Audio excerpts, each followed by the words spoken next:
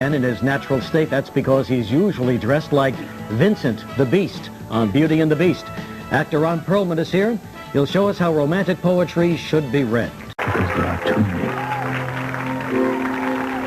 The first time I loved forever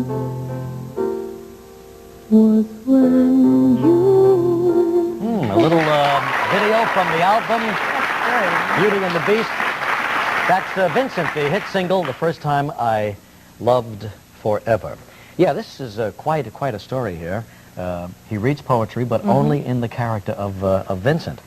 Terrific actor. I mean, not everybody could carry off a role like this so I know. convincingly. And this has already sold, what, 200,000 yeah, copies? Absolutely. So, as you know, Beauty and the Beast is over on CBS, and this poetry album has only been out for a month now. It could bring back poetry. Who knows? Here he is, Mr. Ron Perlman, everybody.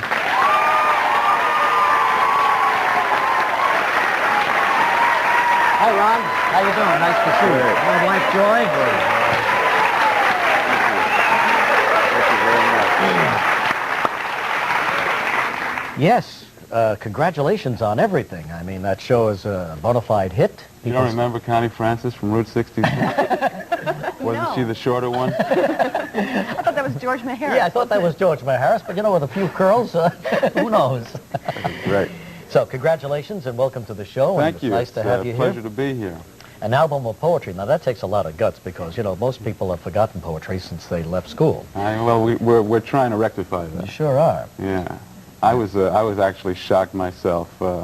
Early on in the first season, Vincent showed up on Catherine's balcony with a rose and a sonnet, and the response in the letters was so overwhelming that somebody decided to shop it around, and Capitol Records picked up the ball. And here you go. And here we are. Well, that's terrific. Yeah. Now, Vincent lives in the catacombs here in New York City, right? Right underneath where we are right now. I think I've seen him a couple of times out on the sidewalk. Yeah. There were a couple of Con Edison workers as I was on my way over here this morning, and one of them looked at me and said, "Hey, I just saw you down there. How you doing?" Wise guy.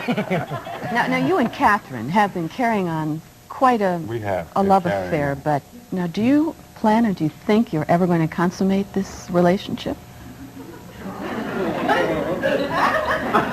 The Beast would like to, wouldn't he? When I next speak to the Beast, I'll ask. I think he will. You know, I think, yeah, it would do wonders for his complexion, I'm sure. What do you think it is, Ron, just between us, that attracts women to guys like Vincent, you know, and the family? Guys like Vincent? There aren't a whole lot of them out there, as far as I know. I mean, but the Phantom of the Opera created. We have a union meeting of beasts, you know, and three of you attend. I show up Michael Crawford, and that's about it. Yeah. And but through the years, women have seemed to be drawn to this kind of a character.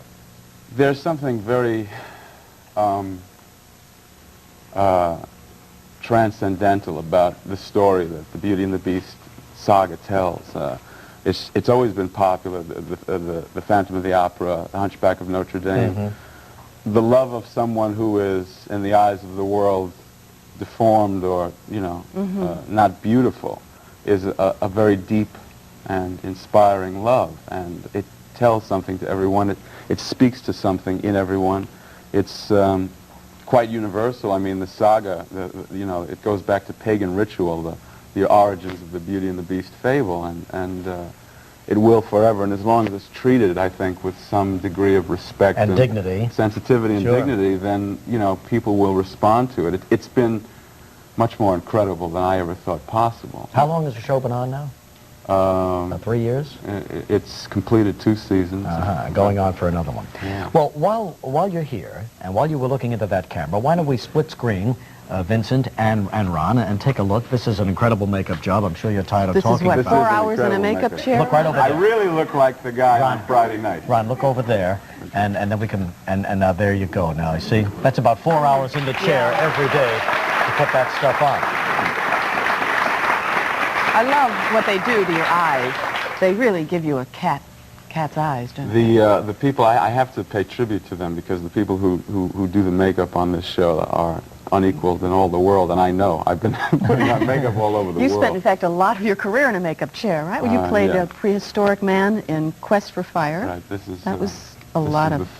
the third heavy makeup job that I've done, and they all last 4 hours. And The Name of the Rose? Yeah. Oh, The that's Hunchback? tough. That's so tough to sit there for 4 hours and then go out and do the job. Takes Well, a you lot could of fly discipline. from L.A. to New York in the amount of time it takes me to get ready. Sure.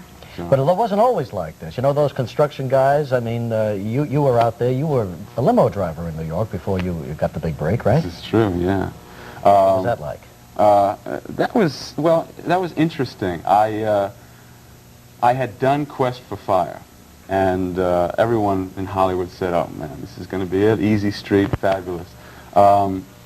6 months later, I was driving a limousine, and I picked up a judge who was being honored by the American Bar Association, and he got in the back of the limo, and he had never been in a limousine before, so it was sort of like first limo experience, like take me through this, you know, tell me all about it and stuff. And he realized as I was speaking to him that I probably didn't do this as a career, and so he said, "Well, now, how did you start to do it?" I said, "Well, I was in a big picture for 20th Century Fox last year where I got to ride in the back of the limo, and I said, this is fantastic." So I figured the front wouldn't be too much worse. Either, yeah. There's only one seat separating the two. Yeah. And You like that, he got a didn't big kick out of it. So, that's America to me, you know. Exactly one year you're right. in the back, the next year you're in the front. I've been in the front a lot. Now let's take a listen to some of the poetry here. Incidentally, Ron will be over at Sam Goody on 51st Street and 6th Avenue tomorrow at 12:30 to sign some of these albums. I'm sure the fans will be lined up outside. But while you're here, why don't we listen to some of this last them night. now? She Walks in Beauty by Lord Byron, and here he is by Ron Perlman as Vincent the Beast. She walks in beauty, like the night of cloudless climes and starry skies, and all that's best of dark and bright meet in her aspect and her eyes, thus mellowed to that tender light which heaven to gaudy day denies. One shade the more, one ray the less, had half impaired the nameless grace which waves in every raven tress, or softly lightens o'er her face, where thoughts serenely sweet express how pure, how dear their dwelling place.